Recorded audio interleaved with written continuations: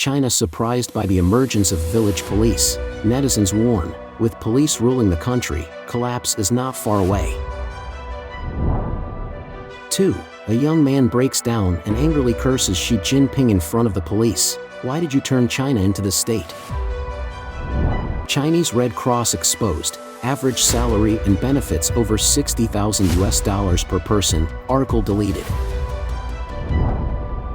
Spectacle at Chengdu University Games, audience wearing adult diapers, residential areas issuing entry permit. It's all covered in today's China Truths. China surprised by the emergence of village police, netizens warn, with police ruling the country, collapse is not far away. A recent video circulating on the internet shows the surprising emergence of village police in China. In the video, several individuals can be seen wearing vests with the words Louis Village Police attending a meeting titled Jiatan Town Police Internet Integration Work Promotion Conference. Upon further investigation, it was found that the incident took place in Jiatan Town, Hunan Province. The information has sparked heated discussions among netizens both domestically and internationally.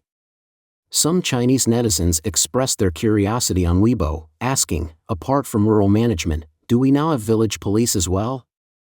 In China's police system, we have public security police, special police, forest police, and fire police, collectively known as People's Police. Is this special village police in Hunan prepared to challenge the authority of the People's Police? Next step, will we have household police? One police officer for each household? This seems like a training school for village bullies, and now the era of violent law enforcement begins again. On overseas Twitter, some netizens expressed, with the police ruling the country, a collapse is not far away. In 1990, the Soviet Union had police at every staircase landing. It seems like the end is truly near. According to mainland websites, village police is a group of auxiliary police recruited by public security authorities from ordinary citizens. They are established based on the characteristics of insufficient police force at police stations and the large and dispersed jurisdiction of rural areas. During the day, they work in the fields, and at night, they patrol the countryside. They appear like ordinary villagers but wear police uniforms and are equipped with some police gear. They handle various conflicts and disputes, and even assist in solving cases. The observations of netizens are not baseless. Can a government that relies solely on deception and relentless oppression of its own people to conceal its wrongdoings truly survive forever? Moreover, the sense of insecurity due to being exposed will only increase, and the regime's oppression will become even more extreme. Wherever problems arise, the police will be there to suppress, and innocent citizens who participate will be arrested and subjected to all forms of torture in prisons. No one is allowed to have a voice. Since the Chinese Communist Party took power in 1949, the country has endured such sorrowful days. But now, does this government still dare to be so arrogant? From the brave hero Sidong Lifang to the white paper revolution calling for the CCP to step down, calling for Xi Jinping to step down, it has deeply shaken and terrified the ruling regime, igniting a series of protests by the Chinese both within the country and abroad. With the police ruling the country, a collapse is not far away. In our personal opinion, this is more than just a mere prediction. 2. A young man breaks down and angrily curses Xi Jinping in front of the police. Why did you turn China into this state? On July 26, a video published by Twitter account at Lena841500038 went viral on the internet, showing a young man at a public identity checkpoint, facing several policemen. He was wearing glasses, appeared to be mentally distressed, showing extreme pain and despair. He burst into anger and cursed Xi Jinping, saying, "Why did you turn China into this state?" He went on to wildly pound the inspection counter, crying and shouting at the police, "Why don't you just arrest me? I can't take it anymore." With a desperate tone, the young man exclaimed, "If I don't act like this today, I'll regret it when I jump off a building someday." At this moment, onlookers tried to console him, saying, calm down, buddy, calm down." However, he turned around, grabbed a plastic stool, and forcefully hit his own head, prompting shocked gasps from the spectators. As we've previously reported, the social environment in China has worsened, and young people are facing enormous pressure in terms of education, employment, job opportunities, and starting families. The youth unemployment rate has reached record levels, with a professor from Peking University estimating that the youth unemployment rate could be as high as 46.5%. The intense competition has left them feeling trapped with no way out. Important life goals like finding a job, buying a house, and getting married seem unattainable, leading them to sink into a state of hopelessness and disillusionment about the future. On July 27, in a video posted on the National Renaissance Network, a woman expressed her views. She described the current situation as the most tragic and resolute revolution and resistance in human history. She referred to herself as a peerless beauty without any housing or car loans, and without any future generations to worry about. She mentioned the concept of the four no's, meaning not working, not buying a house, not getting married, and not having children. Since she believes the ruling class cannot be eliminated, she proposed a radical idea of self-destruction, using the method of ending the family line to perish together with the exploiting class. I never expected that after thousands of years of enduring hardships, the Chinese nation, which could not be destroyed by any external force, would ultimately be ruined by its own hands, she said. According to her, the youth of China today are the most courageous, bravest, and most daring. Since the powerful combination of power, capital, and technology is invincible, she decided not to engage in revolution or resistance anymore. She chose to lie down flat and let go of any struggles against the system. She stated, "I don't want to be exploited by you, so I choose to lie flat. I don't want my future generations to be exploited by you either, so I won't have children, and I won't come back in the next life. Let's see whom you can exploit when there's no more generation of people to exploit." This is the last testament of the leak. The term leak is used metaphorically to describe individuals who are easily cut down or taken advantage of, similar to how a leek can be easily harvested or exploited. It reflects a sense of powerlessness and the belief that challenging the system is futile, leading some individuals to choose a path of passive acceptance or withdrawal from traditional expectations and aspirations. Chinese Red Cross exposed, average salary and benefits over $60,000 per person, article deleted. On July 26, mainland Chinese websites such as Sina and Netizens published an article titled "There is True Emotion in the World. Chinese Red Cross releases data, with an average salary and benefits of only 435,000 yuan." Originally, the article praised the good deeds of the Chinese Red Cross in assisting disaster victims, but instead, it revealed a secret that Chinese charity organizations are unwilling to disclose.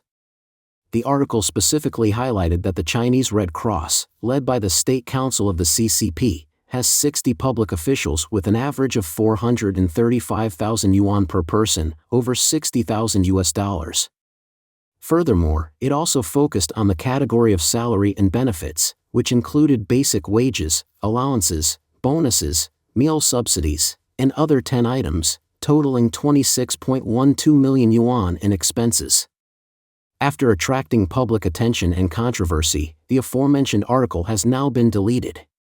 In reality, as early as 2012, Chinese state media Global Times had defended the Chinese Red Cross by mentioning that the salary, benefits, and allowances for staff at the Guangzhou Red Cross amounted to an average of 142,000 yuan, nearly $20,000 per person. The state media explained that the Red Cross does not rely on donations to operate.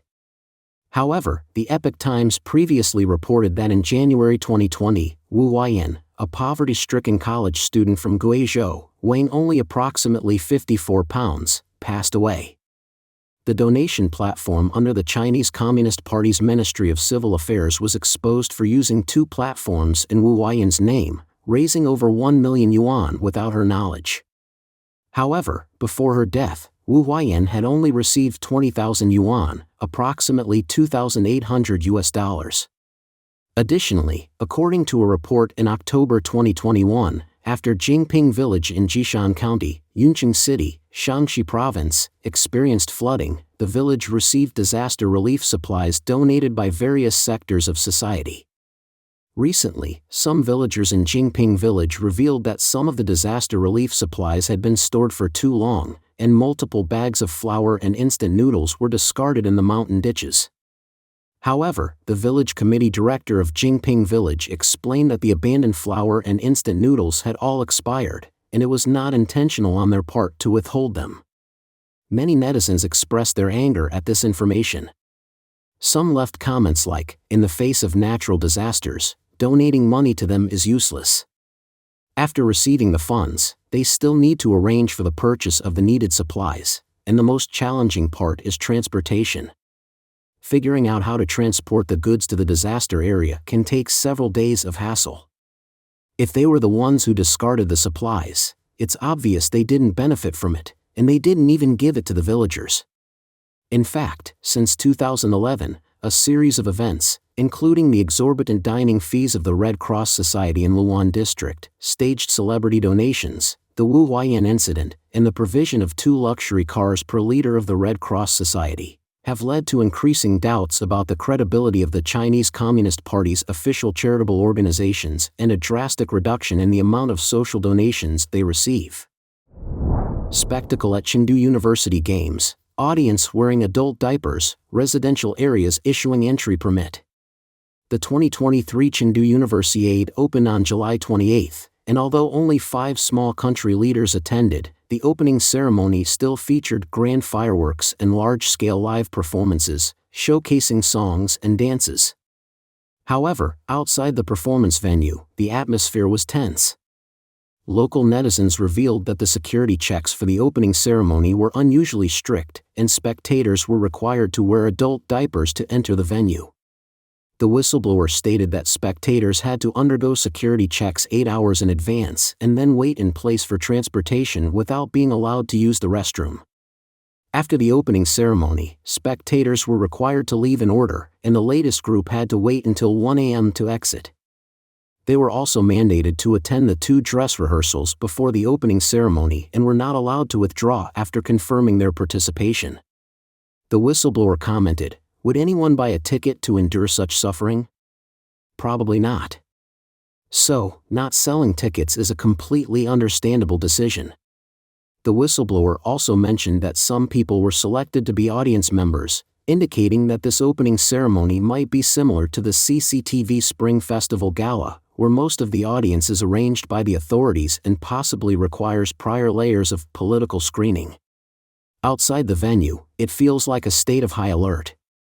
Besides some communities using garbage trucks to deliver groceries to residents, there were more photos showing that the Wuyue Huafu community in Dongnan Street, Shufang District, issued a temporary pass to each adult resident to restrict their entry and exit. The pass must be used together with their ID, and they were warned that they would be responsible for any loss. There was also a video showing that local vehicles were restricted from driving, and citizens were unable to use their cars for transportation. In a sudden move, the authorities distributed bicycles to citizens on the streets as an emergency solution. Additionally, multiple photos showed that on the evening of July 28, all the bars in Chengdu were not allowed to sing. They could only play CCTV's programs or broadcast the Universiade. Local netizens are expressing their grievances, feeling as if they have suddenly traveled back to the time of the zero-COVID policy 3 years ago. Meanwhile, heavy rains, floods, and mudslides have wreaked havoc in several areas of Sichuan and Chongqing, leading to a devastating loss of life and property. However, the CCP seems to be turning a blind eye to these local disasters and hardly reporting on them, as it seeks to use the Universiade as a platform to portray a flourishing era. As previously reported, massive floods hit the city of Luzhou in Sichuan on July 27. Streets in several towns have transformed into waterways, and numerous vehicles were helplessly swept away like paper boxes. Due to the CCP's strict control over information, the outside world remains unaware of the true extent of casualties. In more remote rural areas, the impact of mudslides is likely even more severe, causing deep concern for the survival of those communities. Don't forget to comment in the section below to share your opinions on today's topic with us. Make sure to like and subscribe to see more interesting topics from China Truths.